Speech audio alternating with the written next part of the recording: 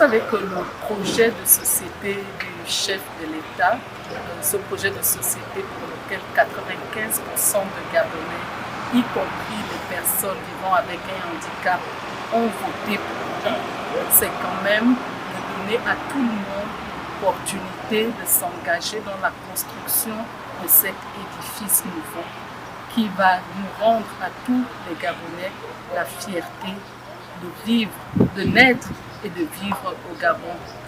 Alors, pour construire cet édifice nouveau, il faudrait que nous prenions également nos responsabilités en écoutant chacune des personnes qui vont devoir contribuer à la construction de ce Gabon. On ne peut pas parler d'inclusion sans écouter ces personnes qui sont souvent considérées en marge des politiques de développement, savoir quels sont les défis auxquels ils sont confrontés, mais également avoir leur avis sur la contribution qu'ils pourraient apporter. Donc nous nous sommes réjouis d'avoir, pour l'échange que nous avons eu aujourd'hui, et comme nous sommes convenus, ce n'est qu'un début, c'est un dialogue que nous avons l'intention de poursuivre. Nous l'avons commencé dans le Septentrion, nous voulons l'engager dans toutes les autres provinces du Gabon. C'est également ça la conception du programme national du plan national de croissance et de développement que nous préparons actuellement. Écouter tous les Gabonais et savoir ce que les forces vives de la nation peuvent apporter, quel que soit leur nom et quelle que soit leur situation, quelle que soit la localité ou le milieu géographique dans lequel ils sont.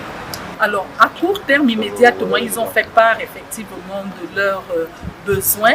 Il y a un certain nombre de points qu'ils nous ont demandé de les aider à suivre à Libreville. Et là, je pense à des tricycles.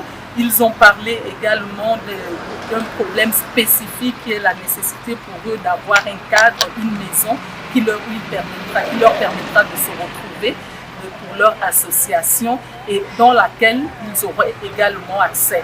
Ils ont parlé du problème d'accessibilité parce que quelquefois il y a des bâtiments à leur disposition, mais malheureusement l'accessibilité n'est pas toujours adéquate pour les personnes handicapées.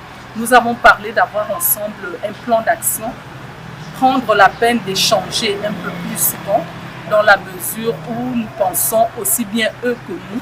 Au fur et à mesure que nous mettons en place ce projet de société, il va nous falloir également mettre en place des mécanismes pour le suivi. Nous ne voulons pas de promesses, nous ne voulons pas de projets qui restent juste des ambitions. Nous voulons travailler ensemble pour que chacun de nos projets, chacun de nos plans se transforme en actions concrètes et que tous profitions du développement du Gabon.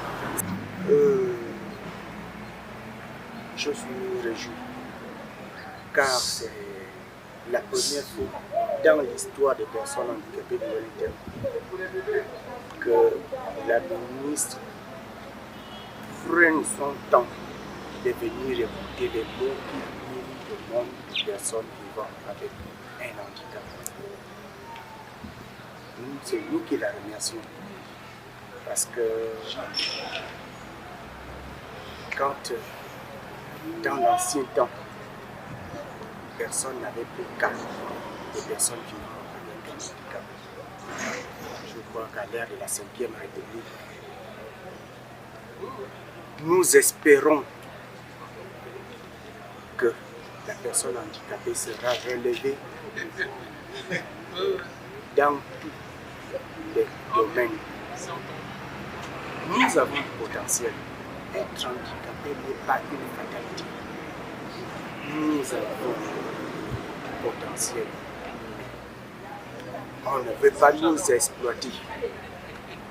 Pourvu que nous aussi, on puisse donner de notre savoir à notre maman Gabon. Nous sommes des Gabonais. Mais on nous oublie. La nation, Madame la ministre, d'avoir pensé à nous. Nous demandons à Dieu qu'elle soit toujours là, à notre chevet.